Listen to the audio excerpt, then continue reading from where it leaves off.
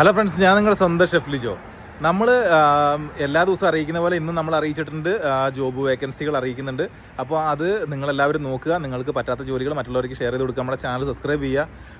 അത് നിങ്ങളുടെ സപ്പോർട്ടാണ് നമ്മുടെ മുന്നോട്ടുള്ള ഏറ്റവും കൂടുതലുള്ള ബലമെന്ന് പറയുന്നത്. അപ്പോൾ നമുക്ക് ഇന്നത്തെ കുറച്ച് കാര്യങ്ങളൊക്കെ അറിയിക്കാം. ഇന്നും പതിവ് പോലെ തന്നെ 12 മണിക്കൂർ ഡ്യൂട്ടിയൊക്കെ കഴിഞ്ഞ് ഞാനിങ്ങനെ പൊയ്ക്കൊണ്ടിരിക്കുകയാണ്. ഇവിടെ സുഖമാണ്, അതേപോലെ തന്നെ നിങ്ങൾക്കും എല്ലാവർക്കും സുഖമാണെന്ന് തന്നെ വിചാരിക്കുന്നു. പിന്നെ ഇപ്പോൾ എന്ന് പറഞ്ഞിട്ടുണ്ടെങ്കിൽ ദുബായിൽ അപ്പോൾ ഞാൻ എപ്പോഴും പറയുന്ന ഒരു കാര്യം തന്നെയാണ്, നിങ്ങൾക്ക് ഏതെങ്കിലുമൊക്കെ വിസയ്ക്ക് നിങ്ങൾ കയറി വന്നിട്ട് നിങ്ങൾ എന്ത് ചെയ്യണം, ഒത്തിരി ബിസിനസ്സിൻ്റെ എന്നെയൊക്കെ ഒത്തിരി ആളുകൾ സമീപിക്കാറുണ്ട്. അതായത് പല കാര്യങ്ങളും പറഞ്ഞ്, അതായത് ചിലപ്പോൾ പുതിയ ഷോപ്പ് ഓപ്പണാക്കി തരാമെന്ന് പറഞ്ഞിട്ടും അതേപോലെ തന്നെ നമുക്കൊക്കെ ഷെയർ ഇടാനുള്ള ചാൻസുകളൊക്കെ പറഞ്ഞിട്ട് അതേപോലുള്ള ഓപ്പർച്യൂണിറ്റികൾ നിങ്ങൾക്കും ഇവിടെ ചെയ്യാവുന്നതാണ്. പിന്നെ അതേപോലെ തന്നെ ലൈസൻസ് എടുത്തു കഴിഞ്ഞാൽ നിങ്ങൾക്ക് കൂടുതൽ ചാൻസ് ഉണ്ട്. അതിൻ്റെ ഒരു ചെറിയൊരു ഷോട്ട് ഇതിൻ്റെ കൂടെ തന്നെ ഞാൻ ഇട്ടിട്ടുണ്ട്. പിന്നെ നമുക്ക് ഇവിടെ എന്ന് പറഞ്ഞിട്ടുണ്ടെങ്കിൽ ഒരു ഭാഷ അറിയാത്തവർക്കും, അതായത് അറബിക്കിൻ്റെ ആവശ്യമില്ല, ഇനി വേണ്ടി വന്നിട്ട് ഹിന്ദി പോലും നമുക്ക് ആവശ്യമില്ല. ഇവിടെ വന്നു കഴിഞ്ഞാൽ നമുക്കതെല്ലാം ഇവിടുന്ന് പഠിക്കാൻ പറ്റും. ഞാനൊക്കെ എന്ന് പറഞ്ഞിട്ടുണ്ടെങ്കിൽ ആദ്യമായിട്ട് സൗദി അറേബ്യ പോയപ്പോൾ വെറും മലയാളം മാത്രമേ അറിയുള്ളൂ. കുറച്ചൊക്കെ ഒരു ഇംഗ്ലീഷിൻ്റെ ബേസിക് ഉണ്ടെന്നല്ലാണ്ട് നമുക്ക് ഇംഗ്ലീഷ് കൊണ്ട് അവിടെ പോയിട്ട് കാര്യമില്ല കേട്ടോ. കാരണം കൂടുതലായിട്ടും അറബിക്കാണ് ആളുകൾ സംസാരിക്കുന്നത്, പിന്നെ ഹിന്ദിയാണ്. ഇതെല്ലാം 2 മാസം കൊണ്ടാണ് നമ്മൾ ട്രാക്കിൽ കയറി തുടങ്ങിയത്. അതായത് പെട്ടെന്ന് നമ്മൾ ആദ്യം പഠിക്കുന്നത് ഹിന്ദിയാണ്, അത് കഴിഞ്ഞിട്ട് നമ്മൾ അറബിക്ക് നമ്മൾ പഠിക്കും. സ്കൂളിലൊക്കെ പഠിക്കുന്ന കാലത്ത് ഞാനൊക്കെ മലപ്പുറം ജില്ലയിലുള്ള ആളാണ്. അപ്പോൾ അതുകൊണ്ട് നമുക്ക് ഞങ്ങൾ ഒരുമിച്ച് പഠിക്കുന്ന കൂട്ടുകാരൊക്കെ മലയാളം ക്ലാസ് കഴിഞ്ഞിട്ട്, മലയാളം ക്ലാസ്സിൻ്റെ ഇവിടെ നടക്കുമ്പോൾ നമ്മുടെ ക്ലാസ്സിൽ മലയാളം ക്ലാസ് ആണെങ്കിൽ മറ്റ് ഒരു ക്ലാസ്സിലേക്ക് മുസ്ലിംസ് കുട്ടികളൊക്കെ എല്ലാവരും പോയിട്ട് അറബി പഠിക്കുമായിരുന്നു. അങ്ങനെ പോലും പഠിക്കാൻ ഭാഗ്യം കിട്ടാത്ത ഒരാളാണ് നമ്മൾ. അതായത് നമുക്ക് മലയാളമാണ് സിലബസായിട്ട് നമ്മൾ സജസ്റ്റ് ചെയ്യുന്നത്. അപ്പോൾ അതുകൊണ്ട് പക്ഷേ അതൊരു ബുദ്ധിമുട്ടാവും എന്ന് വിചാരിച്ചു. പക്ഷേ അറബിയൊക്കെ സിമ്പിളാണ്, നമുക്ക് നല്ല സുഖമായിട്ട് നമുക്കൊക്കെ അറബി പഠിക്കാം. എഴുതാനും വായിക്കാനും അറിയാത്തവർക്ക് പറയാൻ സിമ്പിളായിട്ട് നമുക്ക് കഴിയും. അതേപോലെ തന്നെ ഹിന്ദി, നമുക്ക് സ്കൂളിൽ നിന്ന് എത്ര നല്ല മാർക്ക് ഉണ്ടെന്ന് പറഞ്ഞാലും ഹിന്ദി സംസാരിക്കാൻ പറ്റുക എന്ന് പറയുന്നത് ഒരു വലിയ ഒരു ഭാഗ്യം തന്നെയാണ്. അതായത് അത് നമുക്ക് നമ്മുടെ സ്കൂളുകളിൽ നിന്ന് എത്രത്തോളം നമുക്ക് അതിനുള്ള ക്ലാസ് വന്നു കഴിഞ്ഞാൽ നമുക്ക് അങ്ങനെ ഫ്ലുവൻ്റ് ആയിട്ട് നമുക്ക് ഹിന്ദി സംസാരിക്കാൻ പറ്റില്ല. അതുമാത്രമല്ല, നമ്മൾ സ്കൂളിൽ പഠിക്കുന്നതെന്ന് പറഞ്ഞിട്ടുണ്ടെങ്കിൽ ശുദ്ധമായ ഹിന്ദിയാണ്. ശരിക്കും അതല്ല നമ്മൾ യൂസ് ചെയ്യുന്നത്, കുറച്ച് ഉറുദു കലർന്ന ഹിന്ദിയാണ് എല്ലാവരും സംസാരിക്കുക. അപ്പോൾ അതും പഠിക്കാൻ നമുക്ക് ഇവിടെ വന്നിട്ടുണ്ടെങ്കിൽ സുഖമായിട്ട്. അതൊക്കെയാണ് നമുക്ക് ഒരു വിദേശ ജോലി കൊണ്ട് നമുക്ക് കിട്ടുന്നത്. കാരണം നമുക്ക് ഇപ്പോൾ ഞാൻ പറഞ്ഞില്ലേ, ഇപ്പോൾ നമ്മൾ സമ്പാദിക്കുന്നതിനേക്കാൾ കൂടുതൽ നമുക്ക് പറ്റുന്ന എന്താണെന്നറിയോ, ഒരുപാട് കിട്ടുന്ന ഒരു ഗുണം എന്ന് പറഞ്ഞിട്ടുണ്ടെങ്കിൽ ഒരുപാട് കൾച്ചറുകളുണ്ട് ഇവിടെ ദുബായിൽ വന്നു കഴിഞ്ഞാൽ. ദുബായ് മാത്രമല്ല മറ്റ് രാജ്യങ്ങളിലാണെങ്കിലും, പക്ഷേ സൗദി അറേബ്യയിൽ കൂടുതൽ ഇപ്പോഴും ആളുകൾ പെട്ടെന്ന് പഠിക്കുന്നത് അറബിയും, പതുക്കെ പഠിക്കുന്നത് ഹിന്ദിയായിരിക്കും.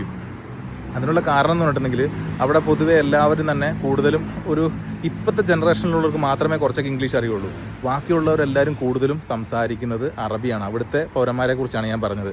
അപ്പോൾ നമ്മൾ ആദ്യം കൂടുതൽ പഠിക്കുന്നത് അറബി തന്നെയായിരിക്കും.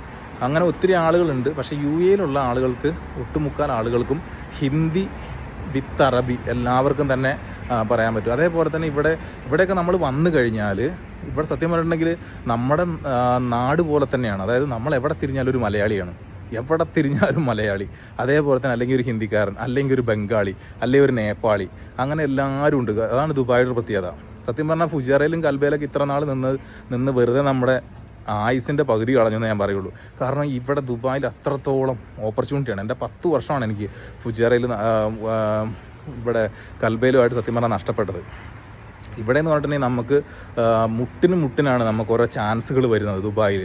ഇവിടെ ഉള്ളവരാണെങ്കിൽ, അതും പ്രത്യേകിച്ച് അറബിക്കും കൂടി നമുക്ക് കൈകാര്യം ചെയ്യാൻ അറിയുന്നുണ്ടെങ്കിൽ ഒത്തിരി ജോലി വേക്കൻസികൾ. അതേപോലെ തന്നെ നമുക്ക് ഓരോ ബിസിനസ് തുടങ്ങാനാണെങ്കിലും ചെറിയ ഷെയറുകൾ ഇട്ടിട്ടൊക്കെ ബിസിനസ് തുടങ്ങാനൊക്കെ നമുക്ക് ഇവിടെ ആണെങ്കിലാണ് കൂടുതൽ സാധ്യതകളുള്ളത്. മറ്റ് എമിറേറ്റ്സുകളേക്കാൾ കൂടുതൽ ദുബായിലാണ് ഏറ്റവും കൂടുതൽ സാധ്യതയുള്ളത്. അത് മാത്രമല്ല, നമ്മുടെ ദുബായ് എന്ന് പറഞ്ഞാണ്ടല്ലോ, ഈ ലോകത്തിൽ GCC കൺട്രികളിലും അതേപോലെ തന്നെ മറ്റേത് രാജ്യങ്ങളിലെക്കാട്ടിലും ഏറ്റവും കൂടുതൽ ബിസിനസ്സുകൾ മറ്റ് കാര്യങ്ങളൊക്കെ നടക്കുന്നത് ഈ ദുബായ് ബേസ് ചെയ്തിട്ട് തന്നെയാണ്. അപ്പോൾ നമുക്ക് അത്രയേറെ സാധ്യതകളുണ്ട്. അതുകൊണ്ടാണ് നിങ്ങളുടെ അടുത്ത് ഞാനിങ്ങനെ എടുത്തെടുത്ത് പറയുന്നത്. അതേപോലെ തന്നെ അതായത് ഭൂമിയിലെ ഒരു ഹൈടെക് സ്വർഗമുണ്ടെങ്കിൽ അത് ഇവിടെ തന്നെയാണ്, ദുബായിയാണ്. കാരണം നമുക്ക് അത്രയേറെ ഫ്രീഡം തരുന്നുണ്ട്. അതായത് എല്ലാം കൊണ്ടും അത്ര ഫ്രീഡമാണ്. നമുക്കിവിടെ കിട്ടാത്തതായിട്ട് ഒരു സാധനം പോലുമില്ല. നമുക്ക് ഇഷ്ടപ്പെടുന്ന ഫുഡ് കഴിക്കാം. ഇനിയിപ്പോൾ 2 എണ്ണം അടിക്കുന്നവർക്കാണെങ്കിൽ പോലും അത്രയേറെ ഫ്രീഡമാണ്. ഇതൊരു മുസ്ലിം കൺട്രി ആണെന്ന് പറഞ്ഞാലും നമുക്ക് അത് അങ്ങനല്ലല്ലോ. നിങ്ങൾക്ക് എല്ലാവർക്കും തന്നെ അറിയാവുന്ന ഒരു കാര്യമാണ്.